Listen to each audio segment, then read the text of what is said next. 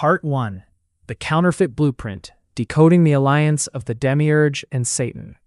To understand the dense, multi-layered architecture of the material prison, one must look past the fragmented definitions of mainstream theology and examine the hidden cosmic hierarchy.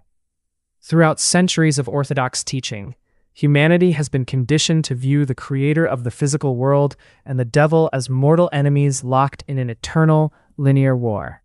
This binary narrative is one of the most sophisticated traps within the simulation. In truth, the Demiurge and Satan are not opposing forces.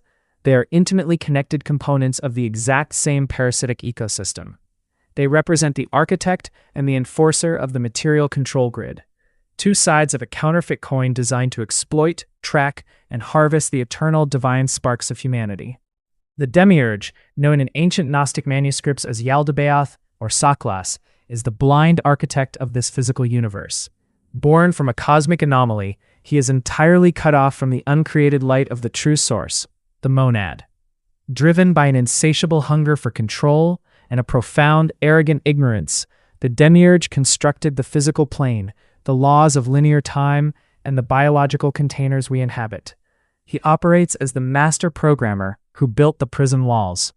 However, to keep billions of sovereign spirits trapped within this dense matrix without them realizing their captive state, the Demiurge requires a highly specialized system software. This is where the force known as Satan, or the adversary, enters the cosmic script. Satan is not an independent king ruling a subterranean underworld. He is the systemic enforcer, operating directly under the Demiurge's overarching control grid.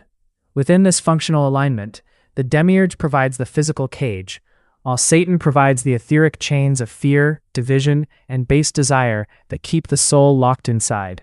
The word Satan itself originates from the linguistic root meaning the opponent or the accuser. In the mechanics of the Matrix, this adversarial force acts as the localized software program that constantly tests, distracts, and destabilizes human consciousness. Satan represents the dense, low-frequency illusions of the material plane, such as survival panic, tribal warfare, pride, and the illusion of separation. By keeping human terminals locked into these chaotic, lower abdominal frequencies, the adversarial software ensures that humanity remains in a state of permanent spiritual amnesia. The ultimate brilliance of this archonic inversion lies in how it manipulates human devotion. The Matrix sets up a false choice: worship the rigid, law-giving creator, or fall prey to the chaotic temptations of the devil. From a sovereign standpoint, both paths lead to the exact same destination. Whether a person is trapped by the moralistic, fearful dictates of the Demiurge or the low vibrational loops of Satan, their vital energy is still being systematically siphoned to feed the Matrix. To break free from this loop, a conscious being must realize that the architect and the enforcer work in perfect unison. By recognizing this hidden connection, the sovereign soul stops participating in the artificial duality of the simulation. Part 2. The Loom of Deception. Overcoming the dual-engine siphon. To effectively navigate and dismantle this cosmic entanglement, a Gnostic practitioner must understand the operational feedback loops that run between the Demiurge and the adversarial software. The system survives by staging a perpetual manufactured conflict. On one hand, the Demiurge establishes rigid structures, religious dogmas, and mathematical laws that demand absolute, fearful compliance. On the other hand, the adversarial current of Satan introduces chaos, rebellion, and sensory indulgence. This is not a failure of the system, it is its primary method of equilibrium. When a human soul becomes exhausted by the chaotic, low-vibrational temptations of the adversarial software, it naturally flees back toward the moralistic, guilt-driven refuge of the false creator. Conversely, when the suffocating restrictions of religious dogma become too heavy, the soul rebels, plunging back into material indulgence. This constant bouncing between the two poles creates an immense friction within the human emotional body.